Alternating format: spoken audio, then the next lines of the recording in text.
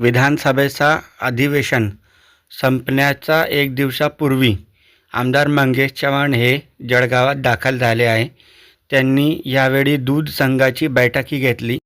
बैठक संपलेल्यानंतर आमदार चव्हाण यांनी प्रसारमाध्यमांच्या समोर वेगवेगळ्या विषयावर आपली प्रतिक्रिया दिलेली आहे. यावेळी त्यांनी वरखेडे लोंढे बॅरेज प्रकल्प, एकनाथ खडसे यांची टीकाला उत्तर अशा वेगवेगळ्या विषयावर त्यांनी भाषा केलेली आहे. काय सांगाल, अधिवेशन सुरू आहे, आपण जळगावमध्ये एक दिवस अगोदरच पोहोचलेला आहात. खरं तर आज दूध संघाची बैठक पण होती. मी वरिष्ठांची परवानगी घेतली आणि आज माझ्या अगदी परिवारातले काही लग्न कार्यक्रम होते. मी त्या कार्यक्रमांना हजेरी लावायची म्हणूनही लवकर आलो. दादा, आपल्या मतदारसंघातील वरखेडे प्रकल्पासाठी 250 कोटीचा निधी मंजूर झाला आहे, काय नेमकी? खरं तर मी ह्या 5 वर्षामध्ये तुम्ही बघितलं असेल की राजकीय लोक कमिटमेंट व्हर्सेस परफॉर्मन्स ह्या गोष्टींचा बऱ्याचदा अडचणी येताना आपण पाहतो. पण मी माझ्या पूर्ण विधानसभेमध्ये मी हे करेल ते करेल असं कधीही सांगितलं नाही.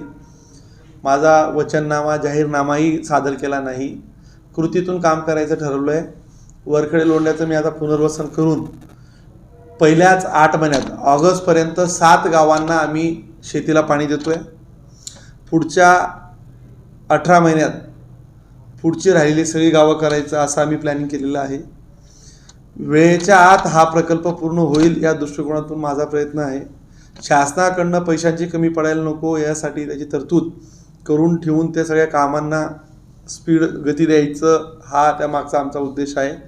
या 250 कोटीच्या याच्यातून पुनर्वसन गावाचं आणि PDNचं काम लवकरात लवकर आम्ही पुढे नेऊन ऑगस्टपर्यंत साधारणतः 7 गावांना पाणी द्यायचं, आमचं शेताला द्यायचं चाललं आहे. जिल्ह्यातला माझ्या मते कार्यान्वित होणारा हा पहिलाच प्रकल्प असेल एवढा लवकर. नव्याने सरकार स्थापन झाल्यानंतर एवढा मोठा निधी मंजूर झाल्याचे पहिलंच उदाहरण आहे मला असं वाटतं. हा म्हणजे मी गिरीश भाऊंना, देवेंद्रजींना, या दोन्ही उपमुख्यमंत्र्यांना हाही विषय बोललो होतो की निधीच्या संदर्भात तुम्हाला जास्तीत जास्त मला हा प्रकल्प आणि इतरही प्रकल्पांना पैसे द्यावे लागतील. गिरीश भाऊंनी आणि देवेंद्रजींनी मला निधीच्या संदर्भात तुला कमी पडणार नाही असंही आश्वासन दिलं आहे आणि त्यांनी चाळीसगावला येऊन तसं जाहीरपणे सांगितलंही होतं. त्याच्यामुळे निधी या विषयावर जास्तीत जास्त मी वैयक्तिक पाठपुरावा करून राहिलेले सगळे प्रकल्प म्हणजे अगदी माझ्याकडची सगळी कामांना आता गती मिळाली आहे. आम्ही ते कॅनलची कामं चालू केली आहेत, गावातली शहरातली रस्त्यांची कामं चालू केली, ब्रिजेसची कामं चालू केली, ग्रामीण भागातली ग्रामविकासची रस्त्यांची कामं आम्ही चालू करतो आहे. म्हणजे ह्या 5 वर्षात एक चांगलं सकारात्मक चित्र बदलवण्याचा प्रयत्न आम्ही या माध्यमातून करणार आहोत.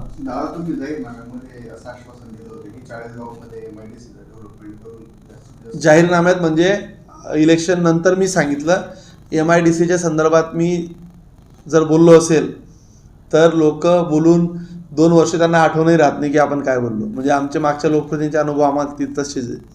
मी त्या संदर्भात इंडस्ट्रीच्या डायरेक्टरांशीही भेटलो. उद्योग आणण्याच्या संदर्भात माझी प्रथमदर्शी चर्चाही झाली.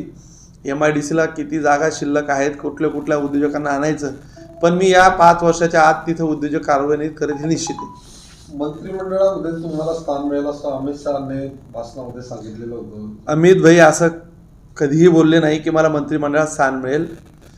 बडा आदमी बनाना आहे. आता आमदार केल्यानंतर बडा आदमी तो बनी गया. पार्टी आहे, संघटना आहे, अनेक कामं आहे. मंत्री म्हणजेच काय मोठं होणं आहे का? भारतीय जनता पार्टीच्या संघटनात काम करू, तिथं काहीतरी आपण पक्षाला न्याय देऊ. पक्षाने आपल्याला माझ्यासारख्या कार्यकर्त्याला 2दा आमदार केलं, संधी दिली, याच्यापेक्षा काय मोठं केलं पाहिजे? मी फार ज्याला म्हणतो की सदुष्ट माणूस आहे. पक्षावर माझं नितांत असं प्रेम आहे. पक्षासाठी मी काही दिलं पाहिजे. पक्षाने मला खूप काही दिलं आहे. मला आता काही नको.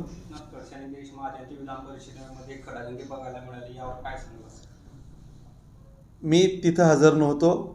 ते विधान परिषदेत झालं. तिथं आम्हाला जाता येत नाही. मीडियातनं पाहिलं. परंतु हात दाखवून अवलोकन करणं ज्याला म्हणतात ते खडसे साहेबांनी केलं आहे. खडसे साहेबांना त्यांच्या वयामानाने कदाचित काय बोलावं, कुठे बोलावं, कसं बोलावं याचं भान राहत नसेल. आणि शेवटी कायम वारंवार त्या तशा गोष्टी घडत असल्याने त्यांना देखील त्याच पद्धतीने उत्तर समोरचे देतील यात काही शंकाच नाही. खडसे साहेबांना सल्ला दिला असता, परंतु ते वयाने मोठे आहेत, त्याच्यामुळे मी त्यांना आता काही सल्ला देत नाही. मला असं वाटतं की जरा त्यांनी स्वतः काहीतरी आत्मपरीक्षण करावं. आपल्या राजकारणाच्या माध्यमातून कायम द्वेषाचं, सोयीचं, आपल्याला साजेसं असं राजकारण कायम त्यांनी करण्याची भूमिका घेतली. त्याच्यामुळे आता ती वेळ काळ गेलेली आहे. त्यांची इज्जत, त्यांची पद कुठे आहे तुम्हालाही माहिती आहे. लोक सगळ्या ठिकाणी त्यांना नाकारताय.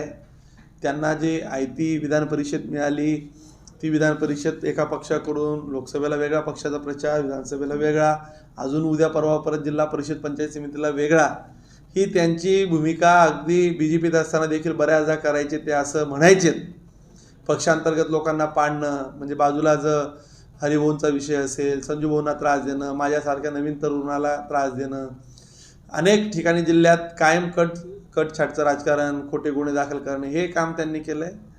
आता त्याचे परिणाम ते भोगताय. मला असं वाटतं की त्यांच्यावर न बोललेलं बरं. परमेश्वर त्यांना सद्बुद्धी देव.